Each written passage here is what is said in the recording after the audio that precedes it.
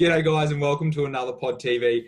This is our second attempt because someone forgot to press the record button. But thanks for tuning in, guys. And tonight we'll be talking about goal setting, giving you guys some of our hot tips about setting goals as we approach 2020, but not just for 2020. We want to try and give you guys some leads and some ideas and some pearlers to use goal setting for the rest of your life, because it's such an important thing in everyday life, not just work. So we've obviously got the lovely face of Cameron Bennett.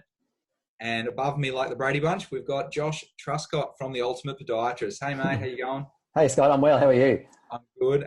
He informs me he didn't melt like in England. I had 42 degrees on my dial today, and you said 29, didn't you, Josh? It was something like that, yeah. I was inside most of the day, so I wasn't too aware of what was happening outside. Okay, so this, just so everyone knows, this is Monday. So 2 days, if you're watching this in the future, this is 2 days ago. Well, I think Wednesday, which is I think when this is going live, I think that's due to be the scorcher down here, maybe Wednesday or Thursday. All right, so there might be a few people melting everywhere. I'm sure there will. So quick bit of admin, guys. Obviously, Bridge the Gap, where with Pod TV and stuff, we shut down over Christmas for, I think it's 3 weeks this year, 3 to 4 weeks, just to give us a bit of a break and spend with our families. But the page keeps running as usual. Nothing stops that because you guys are the ones who make that work. If you do have questions, please reach out to us. Guys, though, we are just a little bit slower in getting those posts approved and just responding to messages. So don't stress out. If it's something urgent, obviously, just shoot us a message or whatever, but we'll get to it ASAP. And for those guys who need a bit of CPD still, I know it's running late, but if you're still desperate, Josh is your man with Ultimate Podiatrist. Josh, what have you got in hand at the moment that people could jump on and finish in December? So the subscription, the monthly or annual subscription runs all the time. So that's available at any time. There's a couple of online courses that people could do anytime they want. They're both self-paced. We've had one on dry needling by Matt Cotchett, which has been on the site for a while. That's always popular. But we've also just released one by Doug Ritchie, who's one of the world experts on acquired adult flat foot. So we've put together a 5-hour online course around acquired adult flat foot. And both the dry needling course and the flat foot course are category 2 CPD, which is sometimes a little bit harder to get because most of the CPD around is category 1. And as we all know, you need CPD from multiple categories. But I won't go down that path because we'll be here all night otherwise. No. But the other thing that's coming up in the new year, I think the first thing that I'm involved in for next year is Simon Bartold's masterclass, Athletic 15th. In February the 15th, Cam. Yep, that's it. Yeah, boys. Absolutely. The biggest event of February. Valentine's Day. In February. Who knows what that is? Who knows what Valentine's Day is? Doesn't matter. It's the next day. That's when everything's happening. So, Simon Bartold's masterclass. Never been to Brizzy before. First time. Hopefully not the last, but you never know. So do not miss your chance. Guys, this will be a ripple one. In our first recording, Josh noted on how good the courses are and how there are subtle differences between multiple. So even if you have been to one of the others before, guys, you're going to pick up some new stuff. There's been some new developments in running tech, everything else. So do not miss this one. Awesome. It's going to be great. So, plenty of happening. So let's get on with a bit of goal setting. And I'm going to start off with my first tip. Which we're all going to spread out a few tips, share a few tips between us. But my first one is that New Year's resolutions should be a no-no. They have quite a bit of science around them, and it's about a 50% hit rate. So please do not make a New Year's resolution because it will not work. We are not talking about that. We're talking about proper, well-planned out goals. So it's super important to remember with goal setting, you need to make a plan. You need to have a roadmap to the end goal. So you need to have smaller goals that you can achieve, and you need to remember goal setting is a double-edged sword. So if you don't get it right the first time, you might get a little bit disgruntled by it, but what the trick is to get back on board, work out where you went wrong, and make sure it works the next time. So I've given you my first tip. Josh, what would be your tips about New Year's goal setting and not turning on the recording button this time? It's a fascinating topic and something that we could probably talk about all night. I think one of the most important things I would suggest is it's very easy to set a goal. We all have these moments of inspiration where we're feeling on top of the world, we get inspired by something and we sit down and we set a few goals. But that really is the easy part. Anyone can do that, and we've all done that in our life. And that's probably why the New Year's resolution goals fail, because we're at that time, the last day of the year, and we're excited. We're looking forward to the new year. Probably had too much to drink, and so we make a New Year's resolution that we're not going to drink so much.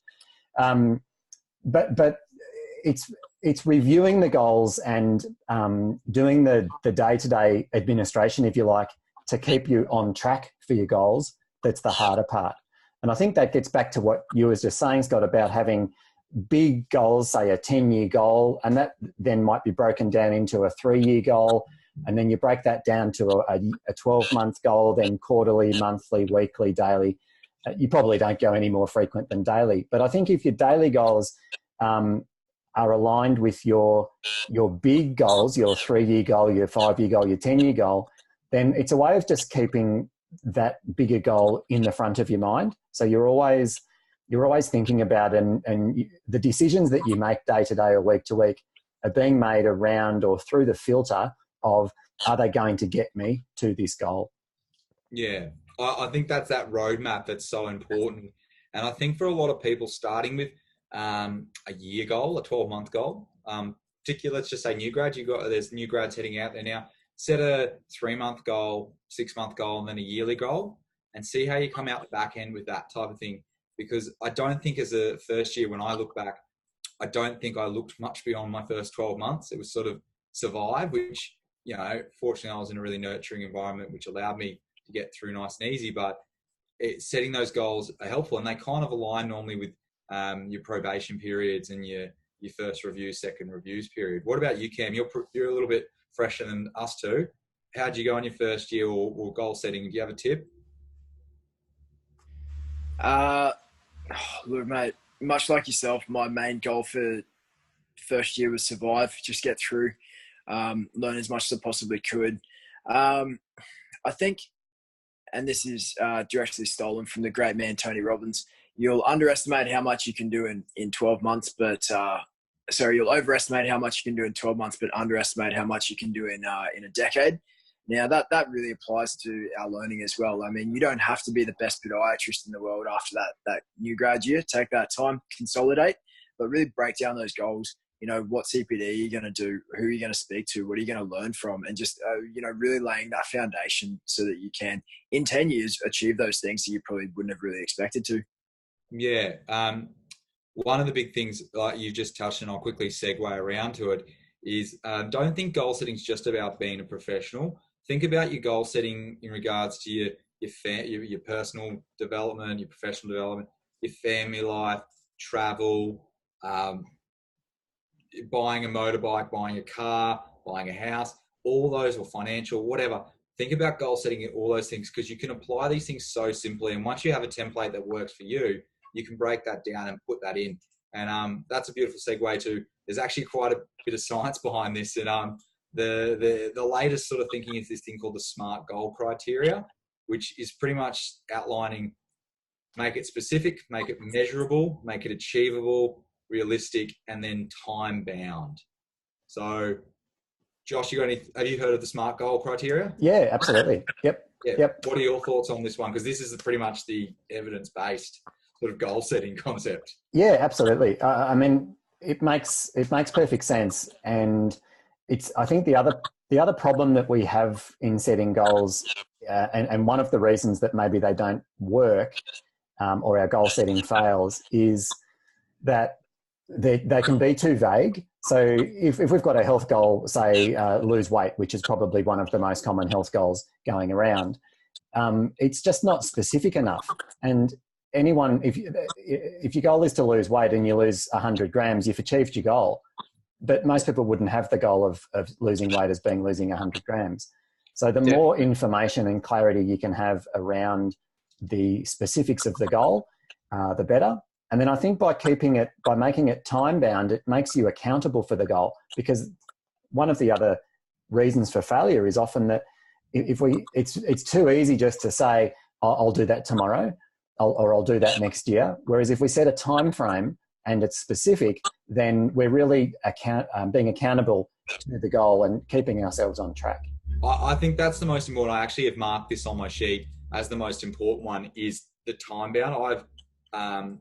found that, I can note, task after task after task. And Cam, you'd agree with this, with the stuff that we do with Bridge the Gap, and obviously Josh with Ultimate Podiatrist, but we come up with all these great ideas and tasks.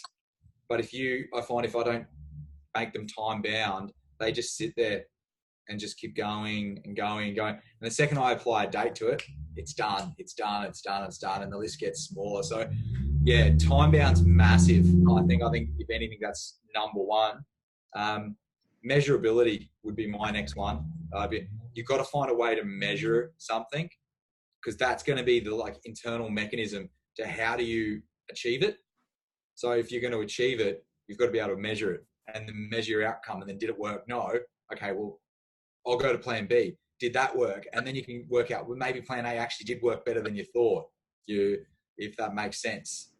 Because I think realisticness and specificity, you're right, they're important, but I definitely think those two are really, really important to get a grasp on immediately. And they're probably the easiest. Yeah, I'd say personally putting a time limit on things is probably my biggest thing. Without that end date, it's just a dream, isn't it? You're just going to keep, you're just dreaming about something happening. Unless you have that set date of when it's going to happen, that's when it really becomes that goal. So just ensuring there's a set date. When are you going to achieve this by? And that's how you work back through and you do break it down and you develop that roadmap. Because without an end date in sight, how are you going to know what you need to have accomplished by 12 months, by 3, months, by a week, etc. So really, really that time is absolutely critical. Achievability though, that's for a lot of new grads and even for a lot of other professionals. I want to be the best podiatrist in the world. Okay, yeah, cool, great goal, but is it achievable? Maybe, yeah, probably. How are you going to measure it? These are all these things that we need to start integrating into these goals that we talk about. Achievability is one that I know that a lot of younger pods like myself, maybe sometimes you overreach and you overstretch a little bit, but it's not necessarily a bad thing. Through that we've somehow come out with a conference happening, so I guess that's a good sign. Do you, Josh, do you think failure is part of goal setting? Yeah, definitely. I was just going to jump in when Cameron was talking, actually, because I think one of what I used to think was that if I set really, really big goals and difficult goals, and I got 90% of the way there, that I'd still be happy with the outcome. So let's say I was, if I wanted to set a health goal around a 5 kilometre run, I wanted to do park running 22 minutes, which for me would be a pretty good time. And if I set that goal at, say, 20 minutes, I'd know that I'd never make the 20 minutes, but even if I failed and I did it in 21, I'd still be pleased. Yeah. But also there's another way of looking at it, and I think that this is the more important aspect. Is I think it's better to make goals that are more achievable rather than less, because you then, if you make your goals unachievable, you just get discouraged because you're continually not meeting them. So my suggestion would be that if you're new to this idea, is to set a goal that's really straightforward and then just enjoy the fact that you've achieved it, rather than setting yourself goals that are just too ambitious and doing what I used to do and thinking, oh, well, if I get 90% of the way there, then it's still a good result. Yeah, I remember at uni when I used to succeed, achieve a goal, pass it again, I made sure I rewarded myself a little bit, whether it was just even just getting takeaway.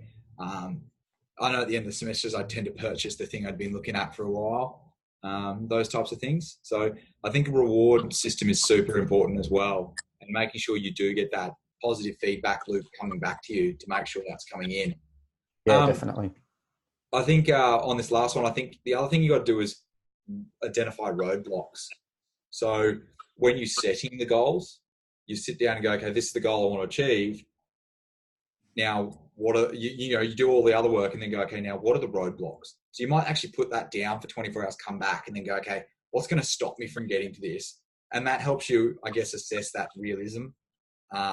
Is it a realistic goal? Is it achievable? But they'll also help you plan those, as you said, those week to week, month to month, bi-monthly, 3-monthly goals to get over those or manage those roadblocks to avoid those, really importantly, in that point. Well, we all obviously we provide a bit of CPD. So, is there any tips from you guys about planning? Like Cam, once again, you're the freshest of all of us. Not that you're that fresh, but CPD goal setting. So next year you're going to set your goals for CPD. Any tips around that concept? I think it's really important to plan your CPD out, and not maybe just wait till something pops up, even though that's probably the way a lot of people do it. Yeah, I mean, what's a skill that you want to know? Is it dry needling? Is it mobs? Is it something else? What are the common patients that are cropping up? Is there a certain theme? Is there something that you're struggling to treat? Is there maybe something that you do need to develop that skill with a little bit more? And, writing those down now, coming to the end of the year, this is a great time to assess. Have a look at some of those patients. Are they pediatrics that are, just over and over that you're finding yourself struggling with? Is it runners? Is it a certain demographic, whatever it might be? Really identifying those and then trying to find skills and courses that are going to benefit you to be able to do that, and then really plan your CPD for the year around that. That would probably be my biggest thing, because look, realistically, we need to keep doing CPD every single year. So really identify those skills that you want to pick up now that you think are going to benefit you the most, and then add to those with those subsequent courses following on from that would be my advice. Yeah, I definitely agree with that. And I think the extension of this is, I think too many people that I talk to are very reactive in the way that they think. I think when you're goal setting and setting your CPD goals, I think the first thing that's really important is to ask yourself a really, really easy question that's actually extremely difficult to answer. And that is, that what do I want to do with myself? Because it's easy just to say, oh, I'm in this clinical environment and I'm getting a lot of this stuff coming in, therefore I need to do more of my CPD around this stuff that's coming in. But I think it's a greater thing to be able to just step back for a while and say, am I happy in what I'm doing? Is this the direction that I want to go in? Because so many people are not. And if you're in a position where you're not doing what you really want to do, then goal setting, and particularly professional development goals, are the perfect way to solve that problem. For example, if you've got a caseload that's boring you, if you're seeing a lot of certain type of patient that you're just not enjoying, the first thing and the most important and easiest way around that is to identify the type of patients that you want to see, and then you can start to be proactive in building that caseload. And there's a million and one strategies you can use to build a caseload of the patient type that you want to see. But you'll never actually get to that point if you have a reactive mindset and think, I'm stuck in this position, this is what I have to do, so therefore I'm going to do it. 100% agreed. Yep. And the reason I said at the start, it's ask yourself the question that's extremely simple but very difficult to answer is, I probably identified about 15 years ago that I wasn't 100% happy in what I was doing, and I just kept trying different things as a way of working out what it was that I did want to do. And so it's an easy question to ask yourself, but it's really hard to actually come up with an answer of how do you want to live your life? What's important to you? How do you want to live your personal life, your health life, and obviously in this case, your professional life? It's very easy to ask the question. It's very easy to say, I'm not quite doing what I want to be doing, but to find the answer is the hard part. Yeah. I think I think with starting all that and taking those tips on is, as I said, goal setting is not just about your professional life. It can be in all aspects of your life. And the first place to start is probably, it probably takes, let's be honest, let's take a week, maybe even 10 days, but write something down on a piece of paper, write what you really want and leave it there for a day or two and come back to it and really decide whether that's what you want. I think professionally discussing with your supervising, or your supervisor, your manager, or your boss is the best thing you can do. And I think that's something that maybe probably want to finish up on is if you've got a goal professionally that you think is ambitious, go and talk to the owner of the business, because I don't think any owner of the business should ever shoot you down for saying, I want to own my own clinic or something like that, because everyone's got to start somewhere. But what they should get from that is you're going to work bloody hard to learn as much of the skill sets you need to go out and be successful. And I think you should harbour that as an owner and be like, this is great. Scott's come to me. He's told me this. And now I'm going to allow him to grow, but I'm going to encourage him to do these things. Obviously, there's always going to be a line, but every decision has a line. But I think harbouring the right things is going to get the best outcome. Don't you guys agree?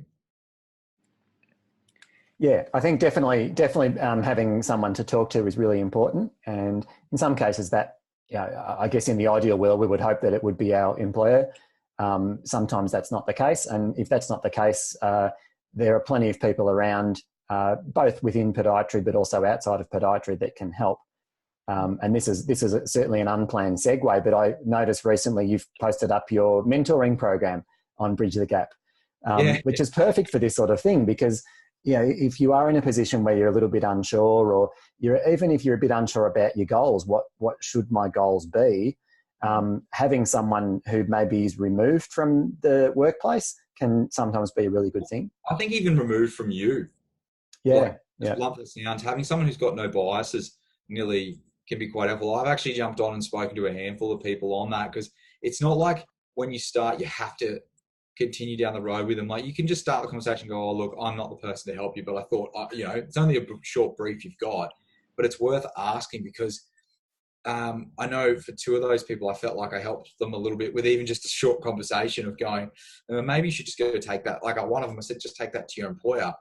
And a few other conversations. And I know he's worked out his own things, but maybe that conversation that we had has spurred him on to touch base with him recently, and he's in a really good position now, and he's really happy with that. Now, I'm not taking any credit, but I'll have my fingers crossed that the system worked. Let's leave it at that. But yeah, look, we've had that actually present for a while. I'm going to try and post it to remind people to get on there, but there is more and more features and things that we're going to do with the page because the versatility of Facebook. But you're right, having a talk to someone who's completely disconnected from you and personal biases, because even a friend can be personally biased about something, or a partner. I think it's super important to have that and help you drive you through the goals to get to that end game. Yeah, definitely. I was just going to say that just one last thing is identifying.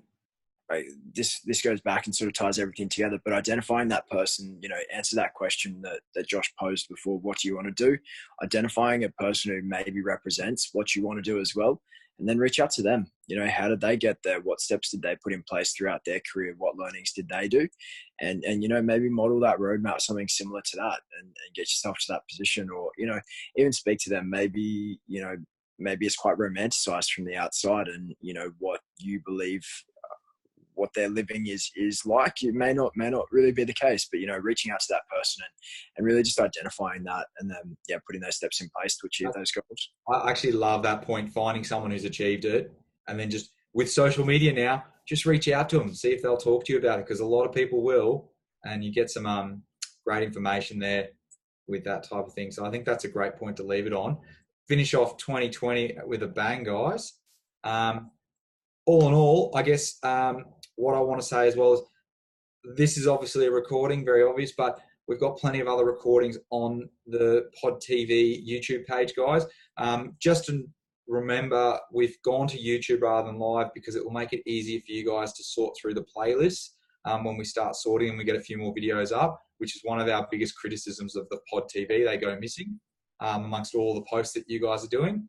And finally, I might as well give a little plug to our other little project, which is P20. We've had a hugely successful launch to that, and we look forward to putting more out there for you guys next year, leading into August when the event will be. But some very exciting stuff going on. Watch your space, and if you haven't joined the P20 Facebook page, jump on there because that's where we're promoting most of our work, or www.p20.com.au. I'm signing off for 2020, from 2019 on to 2020. You guys, I'll talk to you guys soon, I'm sure. Absolutely, can't wait. And Merry Christmas. Yeah, Merry Christmas to everyone and Happy New Year. Yeah, Merry Christmas, everyone. Thanks for having me on, guys. No problems. Thanks for coming, Josh. Thanks, Josh. Love you guys. Thanks for being part of Bridge the Gap. We love you all. Cheers, guys. Bye. See yous.